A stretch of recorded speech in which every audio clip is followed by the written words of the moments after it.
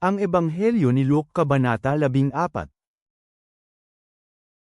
Nangyari sa isang araw ng pamamahinga, nang pumunta si Jesus sa bahay ng isa sa mga pinuno ng mga Pariso upang kumain ng tinapay, na minamanmanan nila si Jesus.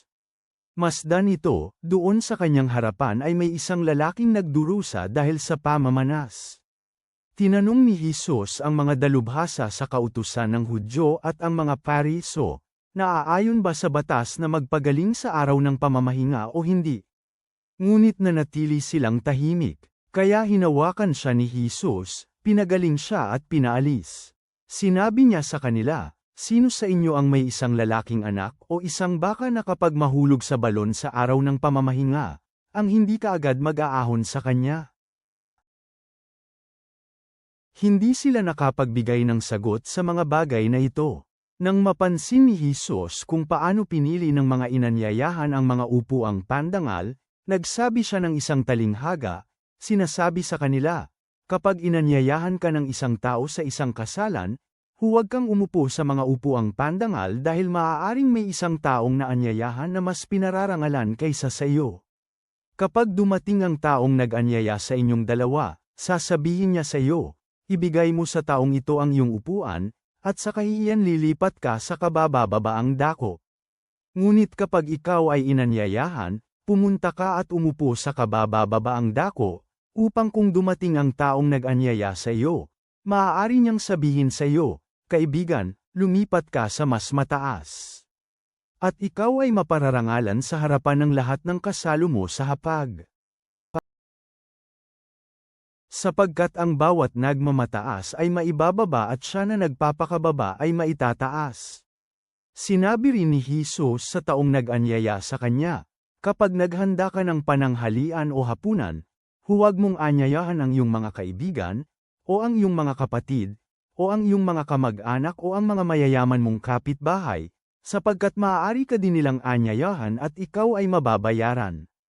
Ngunit kapag ikaw ay maghahanda ng salo-salo, anyayahan mo ang mga mahihirap, ang mga lumpo, ang mga pilay, at ang mga bulag, at ikaw ay pagpapalain dahil hindi ka nila mababayaran. Sapagkat ikaw ay mababayaran sa muling pagkabuhay ng mga matuwid." Nang marinig ng isa sa mga taong kasalo ni Jesus ang mga bagay na ito, sinabi niya kay Jesus, "Pinagpala siya na kakain ng tinapay sa kaharian ng Diyos." Ngunit sinabi ni Jesus sa kanya, "May isang taong naghanda ng malaking hapunan at inanyayahan ang marami. Nang may handa na ang hapunan, inutusan niya ang kanyang utusan na sabihin sa mga naanyayahan, 'Halikayo, dahil nakahanda na ang lahat.' Silang lahat ay pare-parehong nagsimulang magdahilan. Sabi ng una sa kanya, 'Bumili ako ng bukid at kinakailangan kong umalis at tingnan ito. Pakiusap ipagpaumanhin mo ako.' At sinabi naman ng isa, 'Bumili ako ng 5 pares na baka, at pupunta ako upang subukan ang mga ito. Pakiusap ipagpaumanhin mo ako.' At sabi naman ng isang lalaki, 'Kakakasal ko pa lamang sa aking asawa, at kaya hindi ako makakadalo.' Dumating ang utusan at sinabi sa kanyang Panginoon ang mga bagay na ito. Pagkatapos, nagalit ang Panginoon ng bahay at sinabi sa kanyang utusan, 'Bilisan mo, pumunta ka sa mga kalye at sa mga daanan ng lungsod at dalhin mo dito ang mga mahihirap, ang mga bulag, at ang mga pilay.' Sinabi ng utusan, 'Panginoon, ang iyong iniutos ay nagawa na, ngunit mayroon pa ring silid.' Sinabi ng Panginoon sa utusan, 'Pumunta ka sa mga kalsada at sa mga bakuran at pilitin mo silang pumasok, upang mapuno ang aking bahay. Sapagkat sinasabi ko sa iyo, wala sa mga taong naunang naanyayahan ang makakatikim ng aking hapunan. Ngayon maraming tao ang sama-sama sa kanya, at bumaling siya at sinabi sa kanila,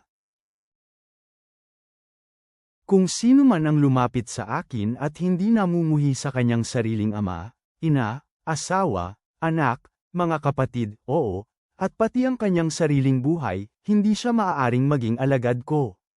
Ang sino mang hindi magbubuhat ng kanyang sariling krus at sumunod sa akin ay hindi maaaring maging alagad ko.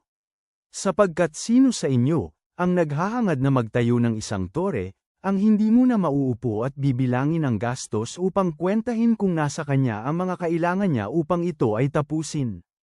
Kung hindi, kapag nagtayo siya ng pundasyon at hindi ito natapos, sisimulan siyang kutsain ng lahat ng mga makakakita nito, sinasabi, ang taong ito ay nagsimulang magtayo at hindi niya natapos. O anong hari, sa kanyang pagpunta upang sagupain sa digmaan ang isa pang hari, ang hindi mo na mauupo at hihingi ng payo kung kaya ba niya kasama ang 10,000 tao na labanan ang isa pang hari na dumarating laban sa kanya na may kasamang 20,000 tao. At kung hindi, habang malayo pa ang hukbo na yon, magpapadala siya ng kinatawan at hihingi ng mga kailangan sa pagkakasundo.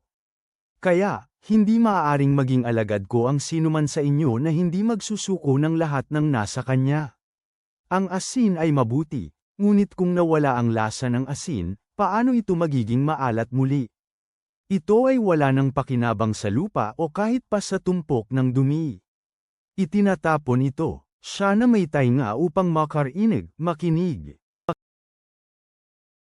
Ama God, na nag-aanyaya sa mga hamak sa mga piging, magpakumbaba sa amin sa mga kulturang may kamalayan sa katayuan. Bilangin ang halaga ng pagiging alagad sa gitna ng mga kaginhawahan. Hanapin ang huling lugar sa mga hapag ng karangalan. Magpiging sa iyong kaharian magpakailanman. Kami ay nagtitiwala sa iyong mga pangako. Amen.